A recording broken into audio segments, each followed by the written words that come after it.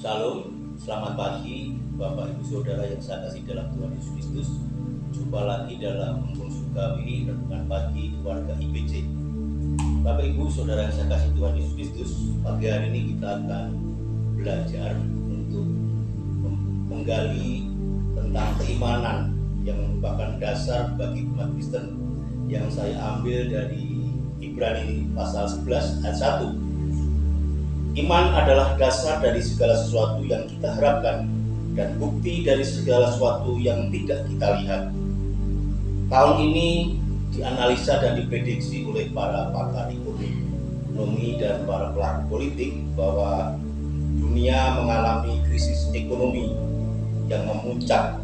Tetapi kita sebagai umat Kristen yang mampu menghadapi setiap aspek-aspek hidup, bahwa ketika kita berjuang dan ketika berani melangkah maju, kita mengerjakannya karena terus mengandalkan Tuhan. Keimanan Kristen itulah yang menjadi dasar bagaimana hidup ini kita menangkan ketika kita melangkah dalam iman.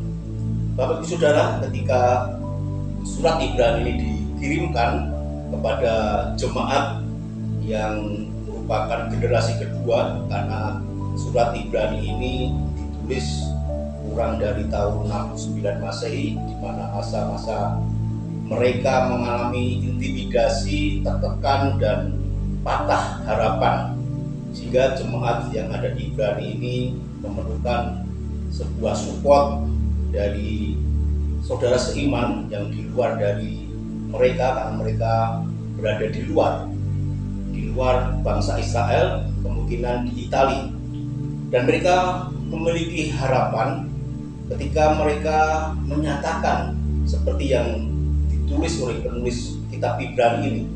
Mereka satu, bahwa menyadari hidup ini banyak kelemahan secara fisik dan rohani, karena kondisi situasi di perjalanan hidup mereka, dan mereka harus teguh untuk percaya pengharapan mereka dalam Yesus Kristus tidak sia-sia. Kasih kuasa Yesus lebih besar dari permasalahan yang sedang dihadapi. Kedua, jemaat Ibrani menyadari kita tidak tahu bahwa hari esok, apalagi untuk tahun-tahun ke depan. Namun ketika kita lebih percaya bahwa kita sudah punya terang dan kita sudah punya jalan dan kita punya hidup dalam Yesus Kristus, pastinya tahun-tahun yang akan kita lewati tidak membuat kita gentar. Demikian pula yang dialami oleh jemaat Ibrani.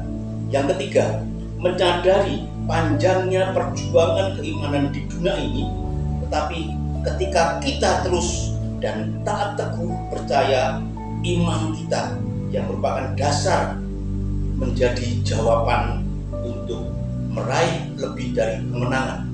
Itulah yang menjadikan pokok inti ketika kita mengikuti Yesus, kita hanya punya dasar, yaitu iman sebagai responnya, Bapak Saudara.